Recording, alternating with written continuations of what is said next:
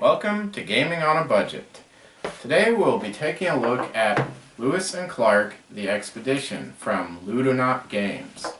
Now, this is an absolute favorite of my wife's, so we're going to do things a little differently in the gameplay section, in that we're actually going to, for reals, play a couple turns, or however much we get through in a reasonable amount of time.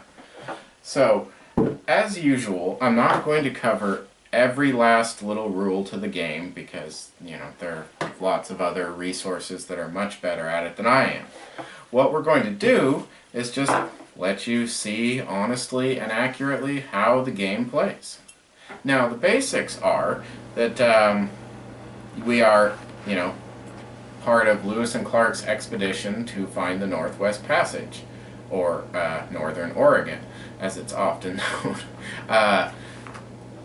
You will be various members of the team, Meriwether Lewis, or Clark, or whoever, actual factual people from the real expedition. Every single last little character and everything else is actually from history, and they even have little fact blurbs about them in the rule book, and it's really well put together in that aspect. It's one of the things my wife really enjoys about it.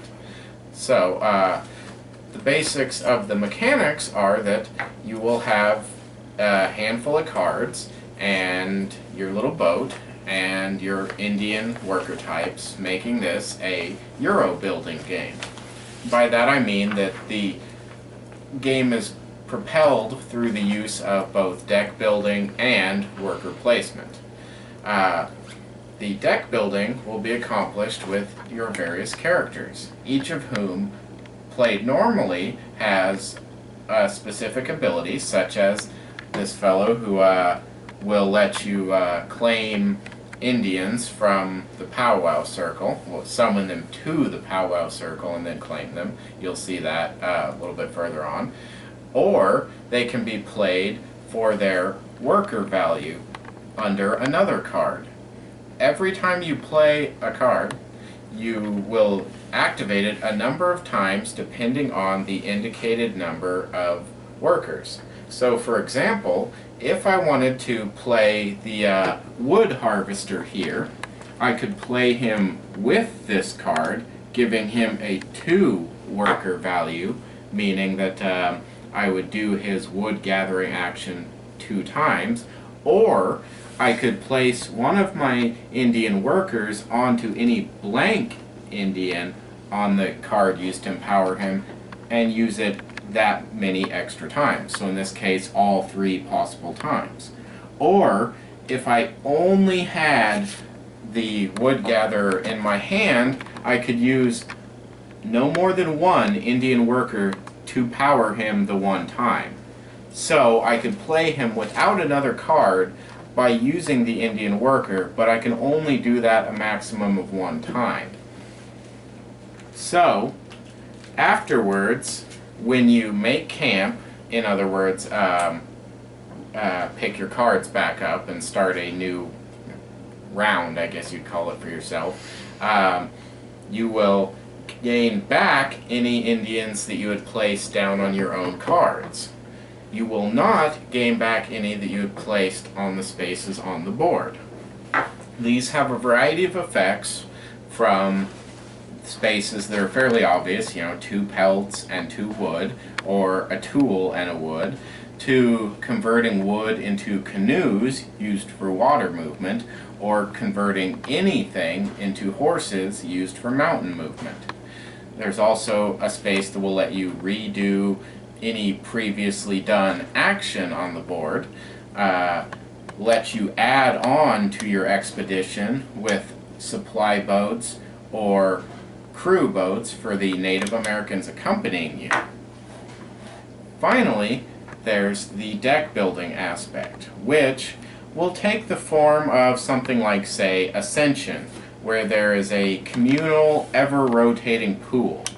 If, for example, someone were to hire, let's say, Broken Arm here, we would slide down any cards above that position and replace with a new card from the deck.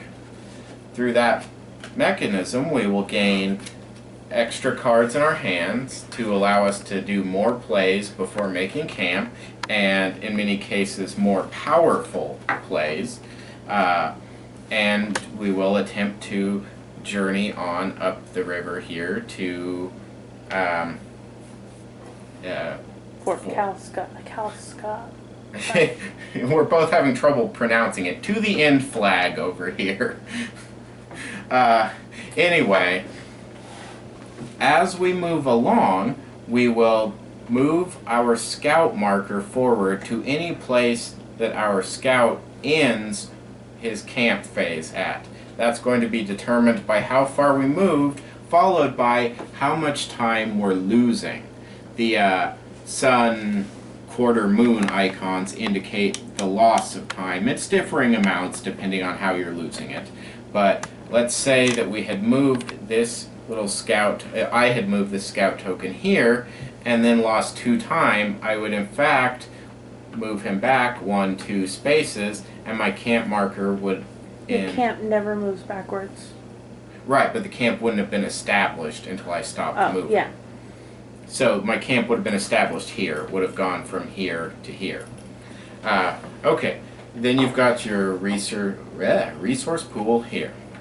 So, we are going to be racing to the coast at top speed, and with any luck, I will kick my wife's buns, and you will get to see just a little bit of that. So why don't we head on over to that now? Okay, so it's the first turn, and little does my wife know that contrary to my usual behavior, I've decided I would like to start some early recruiting, build a power deck, and then go from there. So I think what I'm gonna do is old Jason Gravelines here, or Joseph, sorry, Gravelines, something like that. When in play, will give me a 2 fur discount or 2 pelt discount on every person I recruit. As you can see, written along the top of the board here is an increasing pelt cost per person. The tool cost is going to be based on their power. So, we're using a variant that starts each player with random resources, so I currently have 2 tools and 1 pelt. That's more than enough to recruit old Joseph here. So, my first thing is going to be to go ahead and pay the resources, like so, and put him into my hand. Now, recruiting doesn't count as a primary action, right?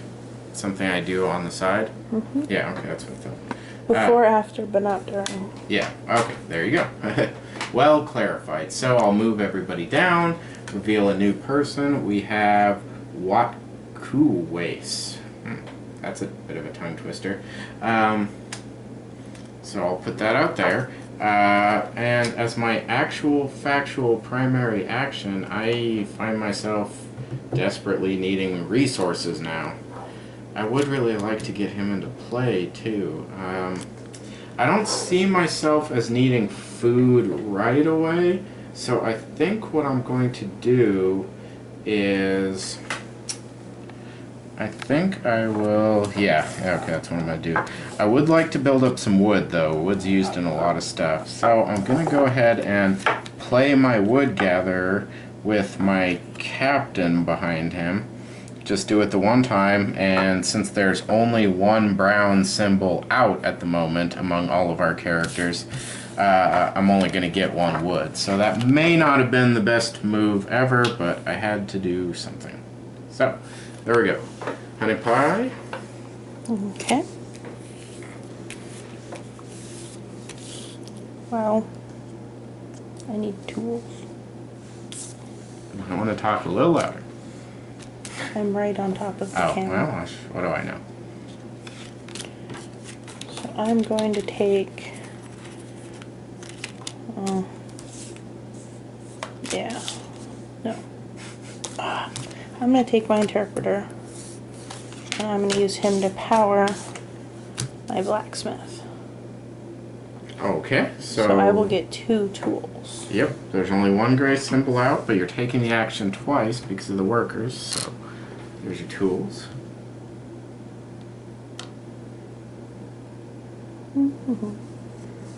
Okay, will you be recruiting?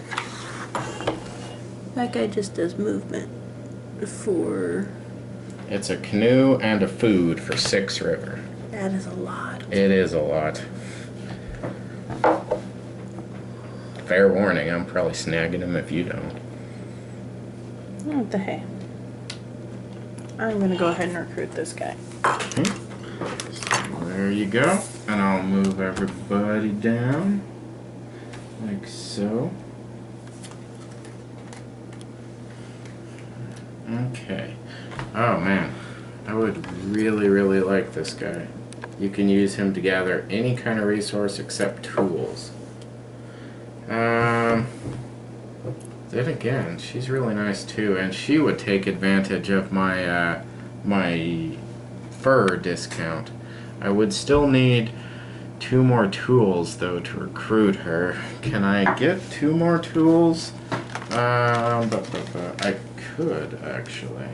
I could.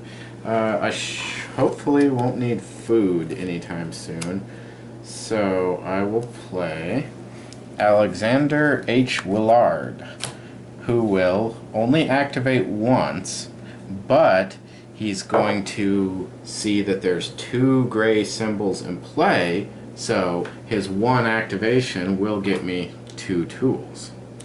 And I don't have any pelts, so I can't recruit, so that will be back to you, sweetie. Well, I am going to go to the Indian village. Okay. With my Indian.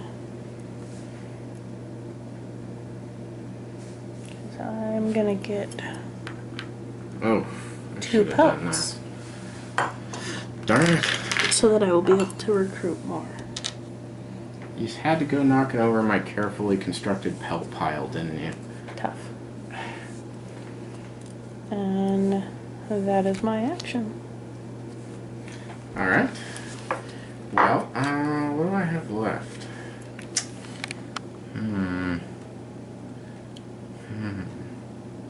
I may have to forego my hoped for recruitment. Well. No, okay. Alright, I have a plan. What I can do is I can use my interpreter with Richard Windsor to gather some pelts there. There's 1, 2 pelt symbols out, and he's doing it twice, so I'm going to get 4 pelts, which I will store thusly. Now I have 3 tools and 4 pelts, so I will go ahead and do a recruiting. Or will I? Because I could get a nice pelt discount if I waited till next turn. And then broken arm would only be 1 pelt. That's true. Yeah, you know, I think I'll go ahead and do that. I'll get her on my last turn for the sequence. So, Okay. Go ahead, sweetie. So, I've kind of lost my Indian for a while because I used my interpreter to power something. I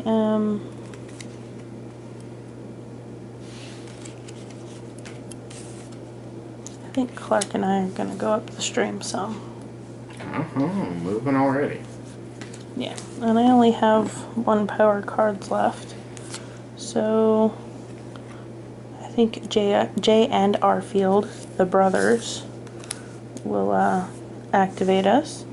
We're going to spend this food, the food, to move. You want me to get this way? Yes, please. 2 spaces. 2. And Nope. oh, yep. I always forget that. Okay, so is that it? That's it. Alrighty. So, as you may notice, I only have 1 card left in my hand. So I'm going to have to play him with the Indian. Even though he doesn't activate multiple times or anything like that, you still have to empower a card with something. So I'm just going to go ahead and set my Indian on him to activate his pelt discount, which, let's see, yeah, I think I will stick with broken arm. The ability to make horses that easily is really, really nice. Plus, she's a 3 power. So yeah, I'm going to get her for a cost of 3 minus 2 is 1 pelts and 3 tools. So that was pretty expensive, but I am very, very happy to have her. So, at the end of this round, I think I'm going to go ahead and... Can we do one more round? Well, actually, no, it's fine. Never mind. Can I still camp at the end of this round? I don't... Or is it its own action? Do you remember? I think it's its own action. Oh, You can look it up. Alright, you're probably right. I'll look it up while you take your turn. Which, speaking of, I have a couple of actions I can do left. But I think, as of right now, I think now is a good time to camp so I can get some of the guys back, so I can get some Indians, maybe. So I'm going to camp. So I look at my boat, and I see how much time that I'm going to be spending. First off, I get to... Is I it? could have done it at the end of my action. You want to do it anyway? And then go ahead and finish what you're doing. I'll just do it at the same time. So I pull all my cards back. And this first boat is free. It's worth no time. This boat, as long as you have a resource on it, is worth a time. This boat Costs you a time. Costs you a time. This boat costs you a time for each resource. And it's the same with the Indians. So I'm going to lose a time. So I'll move my explorer back, and my camp token will move up to point at the space I'm in. Now, since I had camped earlier without moving, the one time that I'll be losing is actually moving my scout backwards. But, as we established earlier, your camp token never actually moves back. See, this represents the members of your party, and this is the scout, you know, finding a path, and in this case, getting lost and going the wrong direction. But, c'est la vie. So, now I've got all my wonderful cards back. Oops, I forgot to put out a new person here. Who do we have? We have John Dame, or something like that. Ooh, 2 wood for a mountain movement. That's... oh man. But that would only take me 1 tool, and with my discounter I could do it with 3 pelts I already have. So I really, really, really want some tools on account of both broken arm and recruiting that guy. But if I play my tool gatherer now, there will only be 1 gray symbol in play. So I'm going to secretly hope that my wife plays out some symbols complementary to me, which I'm sure she'll never, you know, deduce my plan. I think I'll start by... as much as I love you, dog, my favoriteest character in the universe, it's a dog. He's a member of my crew, and a dog. Ugh. He's your hunter. I heart that dog so much. I'm going to use him to power the interpreter and snag the... see, they all come into the powwow. Yeah, or something. And I then claim them. And a new one goes over there from the supply, and that's my turn. Fully on you. Okay, let's focus. He took my action. So...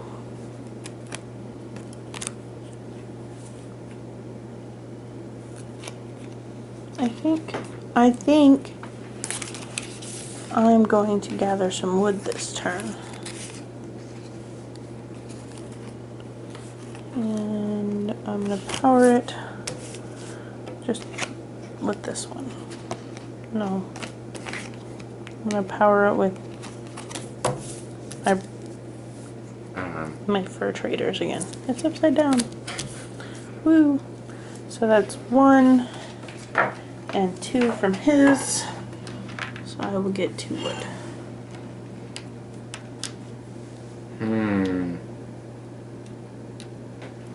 Still no luck with a gray symbol coming out, so I think I will use one of my bounteous Native American pile to claim one and a wood the old-fashioned way. I would eventually like to add on to my boat, so collecting wood, doesn't make me sad by any means. Okay. I'm going to do what I originally was going to do, and I'm going to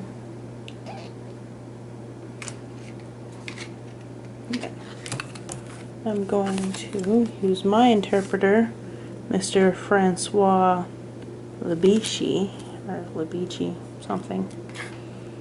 Labiche? Labiche, maybe? Anyway. His name is Francois.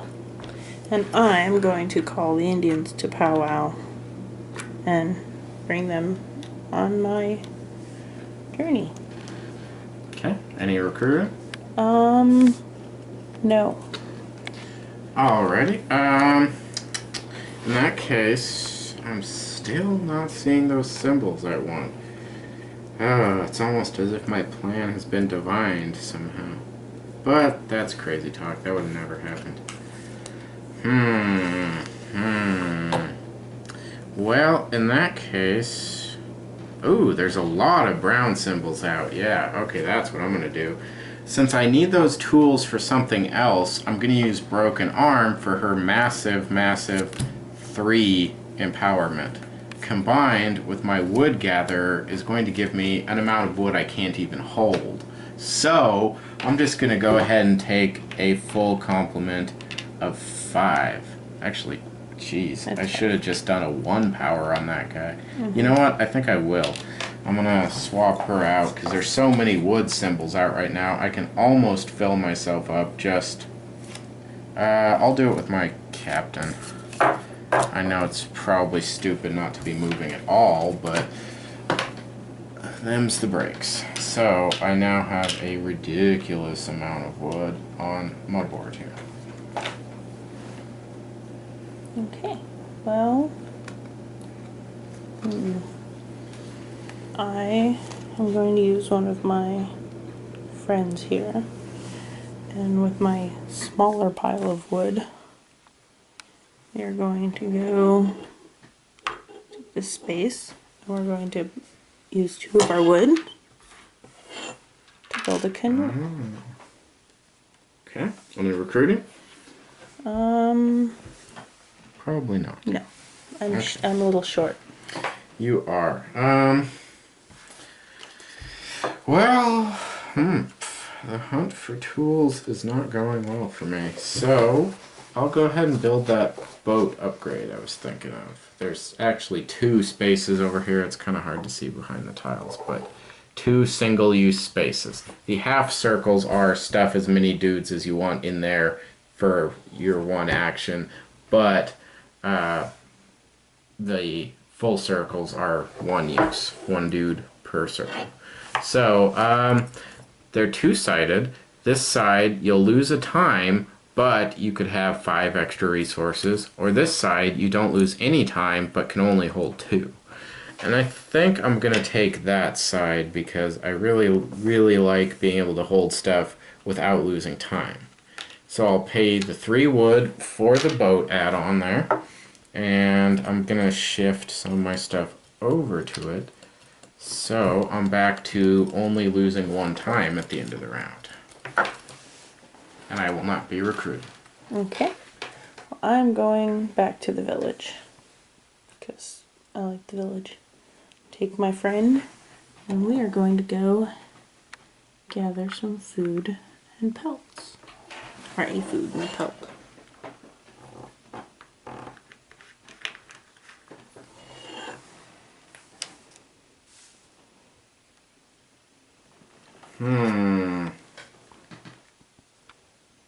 Wow, I am really not very bright.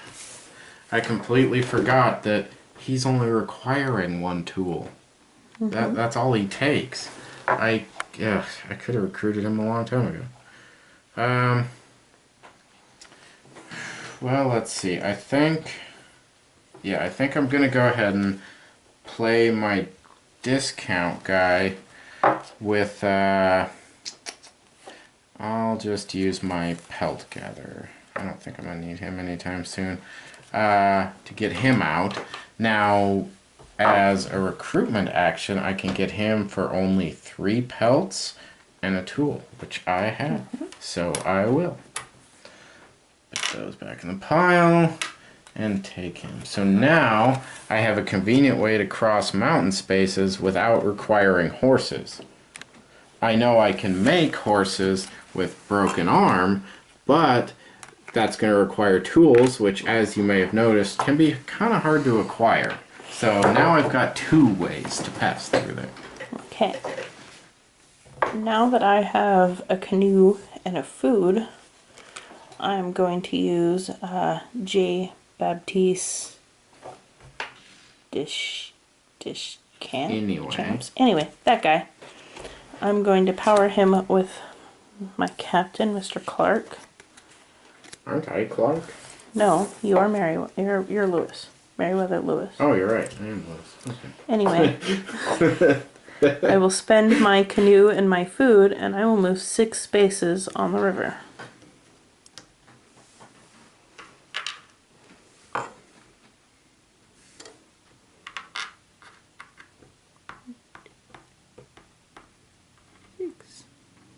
Yeesh, I need to get my butt moving.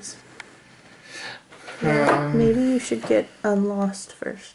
Yeah, probably. Oh boy, that guy would really help. Turn 1 canoe into 2 canoes. It's magic. Anyway, so, what can I do?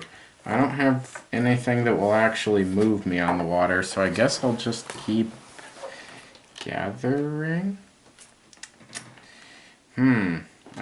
Or maybe I can use my Native American for something cool. Can I? I have some wood. Can I play on the boat space still? No, okay, I didn't think so. Alright, so how's about... If you had a food, you could go to the... Yeah, but I has no the food. shaman's hut. So let me see. I will go ahead and play... How about some... I'm gonna need another tool again soon, so I'll just take a tool on the wood with my last Native American. As a side note, we don't do it very often, but this particular village space allows you to discard 3 of your recruits to do something that I don't remember off the top of my head. Anyway, I have 1 card left, so I'm going to camp.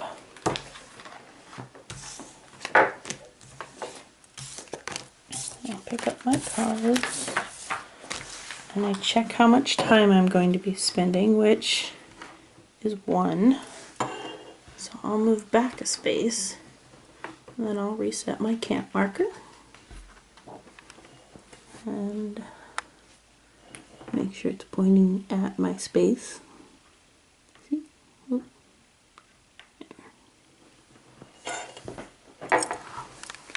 Okay. Alright, you ready? Okay. So, I get the feeling she specifically withheld the gray symbol. Actually, no, but you can think so. I believe you. What use did I have for tools? Well, as an empowerment.